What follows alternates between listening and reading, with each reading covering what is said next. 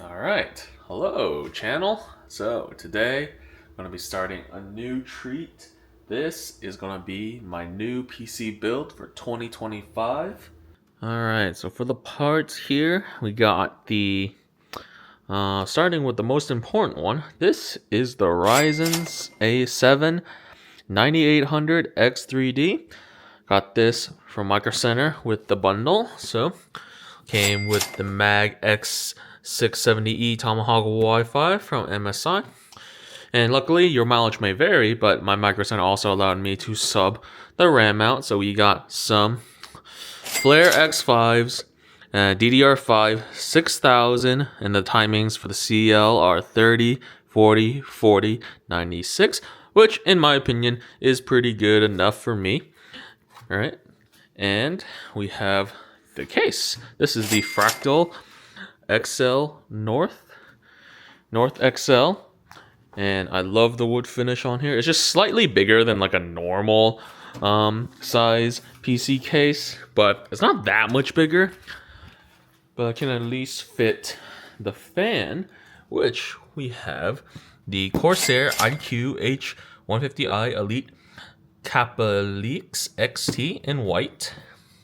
Also going to be using some LL120 fans that I've had around but haven't really used. It's going to pair well nicely. And I'm going to be reusing some components. I'm going to be reusing the EVGA 750G Plus PSU. I believe it'll be just enough power for all this. Going to be reusing my trusty Gigabyte GeForce RTX Vision 3080. This thing has served me well for the past 2 to 3 years, but this is just going to be temporary until I get my new graphics card, which is going to be an MSI 4070 Ti Super that I got on sale during the holidays.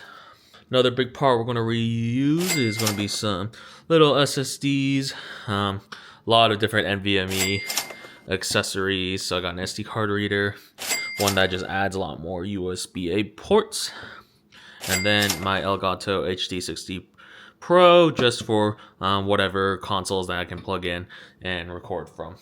And of course, gotta have a new SSD too that's worthy of all this. So I got the WD Black SN850X 2TB version up to a speed of 7,300 megabytes, which we can definitely enable with the system. So yeah, let's get to building. All right, first and foremost, I gotta appreciate how easy it is to access everything in the Fractal North XL. Easy front panel, back panel is really easy to get to, and my favorite is this top here. See this little leather strap? You just pull it, and there you go. You can access the top where your AIO and other fans will go on to. It's so nice and easy. All right, first we have the motherboard. This is the MSI X670E Tomahawk Wi-Fi. It's all black mainly, with a bit of an orange stripe, and then here it is the ports. Pretty nice overall. You got 2.5 gigabit internet. You got a lot of USB-A's, and then 2 USB-C's, as well as an HDMI and a DVI. And then you have your audio interfaces here, and here's the Wi-Fi antennas. And then on the board itself, you definitely have enough room to install up to 3 NVMe drives if you wanted to. And there's definitely enough space to add some PCIe accessories as well. And in the case, we have the North XL accessories, which comes with all the mounting screws and every screw for that you could ever need in this little bag right here. So let's get to installing everything. All right, the motherboard's now all screwed in and tight. What also I love about the Fractal XL North is these little kind of like rubber holes that you can just sneak cables in and out. There's a lot of them, so love it. All right, and we have the star of the show right here. There it is. Always make sure it is the right processor. All right, be very careful with this. You don't want to damage any of the pins in the back. and always align the arrow on AMD processors with the arrow on the motherboard.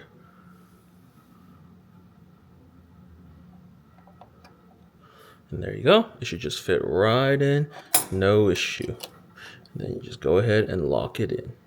Alright, next up I like to get all the little stuff on the motherboard first before the RAM and everything else. So we're going to put the NVMe.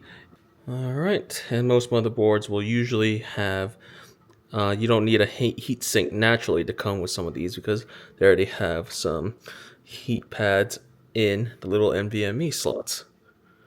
So you just kind of slip it right in here.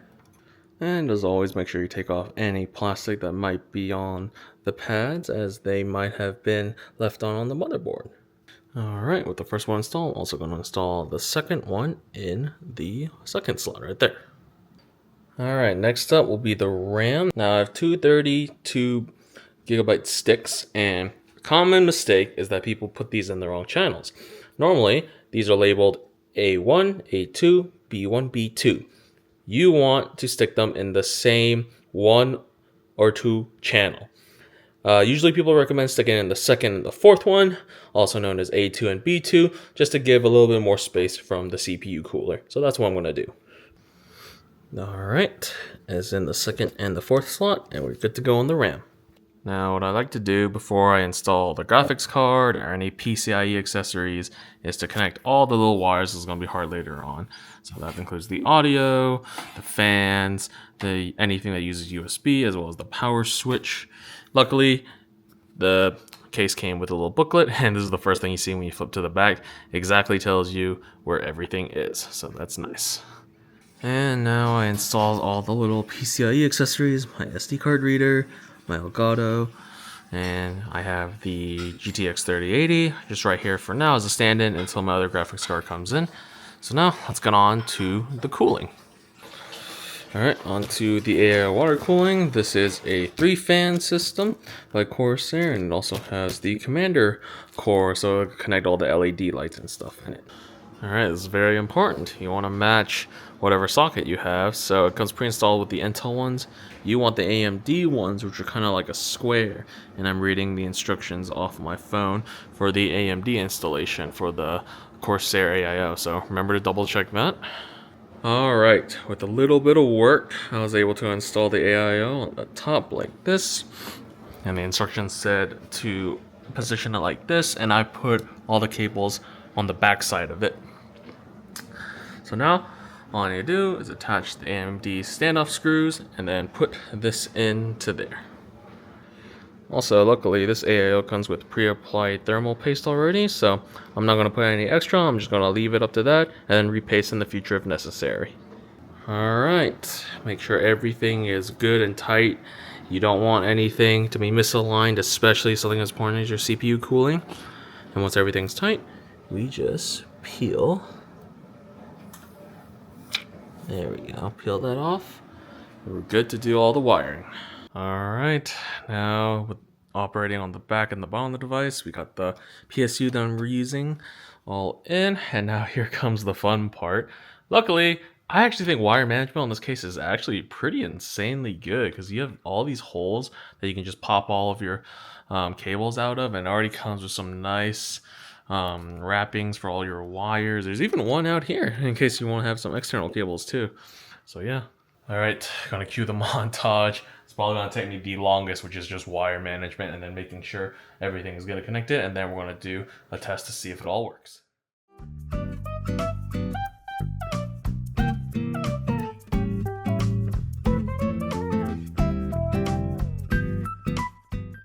The last thing I kind of did tonight before I took a break is I installed these 2 fans down here. It took me a little bit to get the screws on, and then I had this case doesn't come with an exhaust fan on the back, so I installed one in exhaust mode on the back. And then these 2 are intake fans, so they blow air into the CPU, which I've read that it's ideal. And then I couldn't decide really what to do with the AIO on the top. A lot of people say it's kind of debated whether if you want to do an intake or an exhaust, right? An intake technically is better for the CPU, but the exhaust is better for the GPU. I've decided just to follow the Corsair instructions, just leave it as intake. So these are intake, these are intake, this is exhaust, and these are all exhaust, I believe. So exhausts are going out the sides, intakes coming out from the up and bottom. But let me know if this is the right way to do it. Honestly, I couldn't find a clear, straight answer. I think it's really dependent on your temperatures and what you're trying to do. All right, it's actually the next morning. I was getting too late, and I took a little break because I needed to find one more part. And that is specifically, I needed to look for my old PSU case to find another CPU 8-pin cable, because this computer will now need two 8-pins for the 9800x3D. Alright, and before we complete the build, I did do some wiring on the back. It's really nice to cable manage, and it's not too bad. Before I close up everything, I do want to test. So I have the USB drive with Windows 11 on it, and then I have my mouse and keyboard as well as a portable monitor just to test to see if it'll even boot up. So I just got the power supply in, turn on. Actually can't see anything, so I don't know if it can. Everything is turning on. All right, but let me give it the first test. Ooh, stuff is turning on. Ooh, that is low. All right. That's a good sign. Can we get on the first go? All right, let's see. Anything on? Might need to switch this to an HDMI, so let's see. All right, bingo, yep. Just needed to plug into the HDMI to the motherboard, and I was able to get a boot up signal. All right, so let's get to it and see if we can tinker with some motherboard settings that we need to do first. Okay, so looked around some motherboard settings, looked around online. I think I decided that it's better to install Windows first, which is what I'm doing right now. It's gonna take a bit, and then I'm gonna tinker with specifically the AMD Expert settings for the RAM, because I do want it to try to run at 6000 if I can, because it is 2 sticks, so it is doable, and that's basically what I paid for. But yeah, first getting Windows, and then probably going to update the BIOS on the motherboard, and then I'm going to tinker with the RAM. So let's see how well that goes. Alright, and after I installed Windows, I just installed some basic things like hardware info and Google Chrome, and I finally connected to the internet so I can download the new BIOS update for the motherboard. So this motherboard, as you saw in the beginning of this video, already came with a sticker that said it was ready for the AMD 9000 series, which it is, but I still want to update to the latest, and as you can see, I have it on my flash drive right here, and we are now going to update it before tinkering with any other settings. Alright, and about 10 minutes later we have our MOBO updated, and its latest build date is this date right here. And now we are going to try to enable XMP, which is what I have the RAM for. And to do that, first on this, we just go to Advanced, because this is an MSI motherboard. We go to OC, and we try to find the DRAM setting. Expo, and try enabling that, and they already have profiles on here. So now you want to see if this works if we just save and reboot. If it doesn't work, you're going to need to clear the CMOS battery, or what I did, which is short circuit the JBAT1 pins on the motherboard, hold it for about 5 to 10 seconds with everything powered off, and then try power it on again and see if you get a signal then.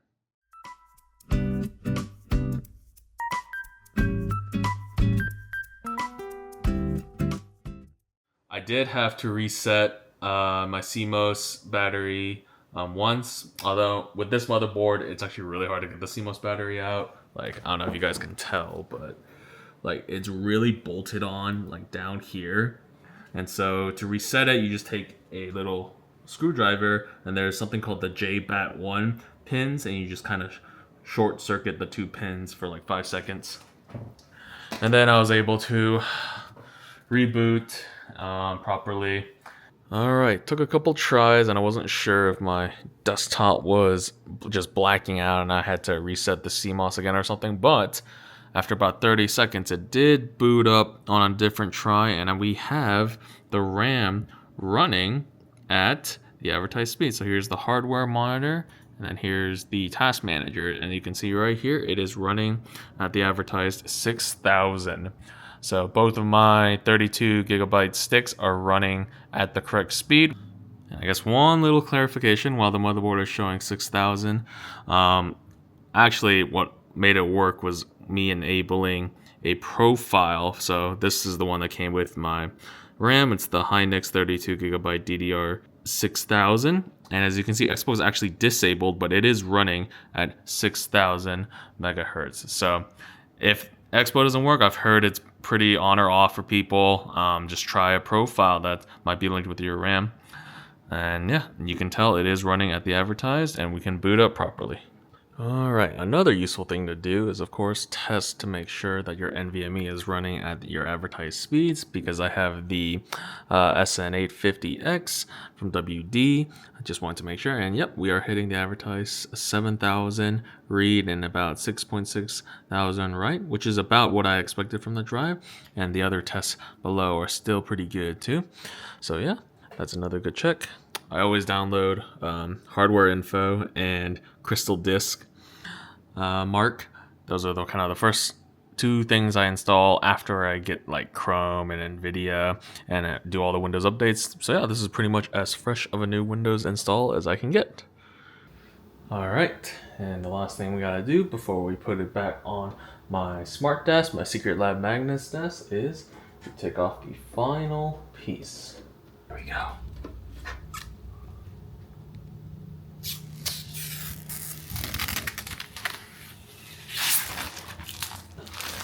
So satisfying. Alright, as for all the parts and the boxes, I like to keep everything with each box and the manuals. If it doesn't have a box, I like to put in the motherboard box, and I like to put all of it inside the giant PC box. It's a good idea usually to keep a hold of these at least for a year or two, or whenever your warranty expires. You never know when you might have to make a return, and it's nice to keep everything in the box and then just keep that somewhere safe. Alright. With a little bit of luck, I was able to mount it onto my Secret Lab Magnus XL desk, as you might have seen in a previous vlog that I set up months ago. And yeah, it fits just well. For those wondering, the PC mount on the Secret Lab Magnus XL does support up to this height. Width-wise, I heard people say that it can actually hold a bit more. It's definitely a little bit more than what the spec can do, but I've been lifting up and down a PC just a little bit smaller than this just fine. And then I was also able to reuse my next little magnet cable holder on the side as well. Alright, after a couple of weeks, we actually have the graphics card. I just opened my PC, took out my old 3080 that I was using for 2 weeks. We have the brand new 40 Ti Super from MSI. This is the Expert model. It kind of looks like a better version of the FE, honestly. Here we are. There it is. Let me unwrap it. Alright, here it is. It is a big boy card. It's probably like about 2.5 slots long.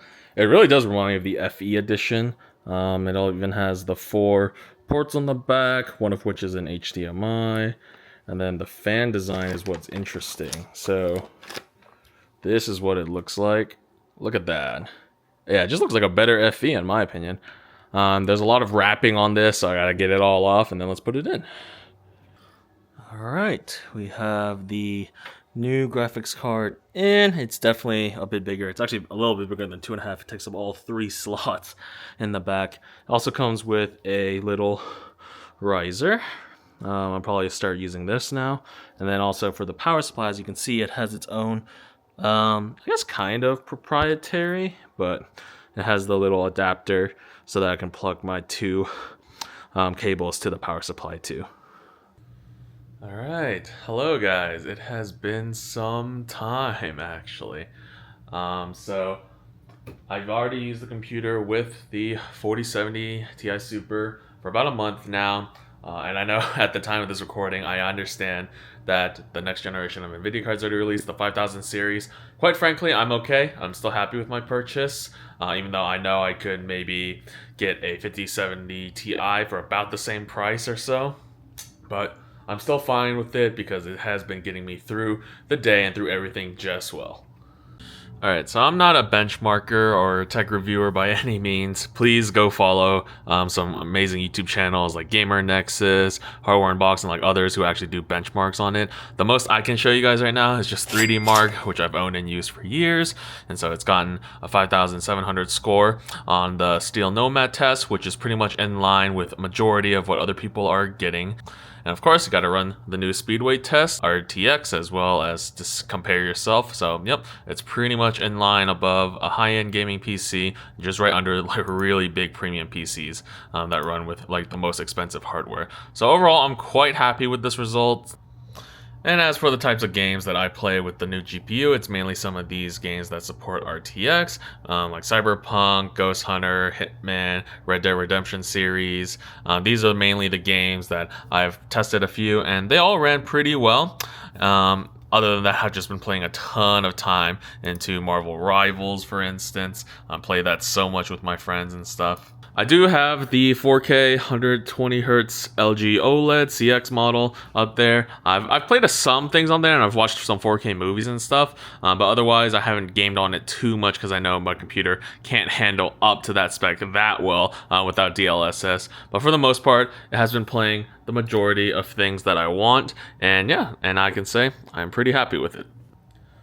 Now, I'm also not that type of person to always chase after the latest specs and everything. When I buy something, I intend to use it for a while, and even if I retire it, it's probably going to be put to some other purpose, right? So I'm expecting this build to last me for like 6 to 7 years, right? That's about as long as my other old PCs have lasted me, and I'm pretty happy to have this for gaming and productivity, including editing all these vlogs. And then any of the old parts will be recycled, some into Sarah's PC, some into another living room PC that I'm going to have a video on later for this. So yeah, please stay tuned. And if you guys like this, kind of desktop assembly tech videos, if you like videos of these kinds, please continue to like, comment, and subscribe. And I'll see you guys for more.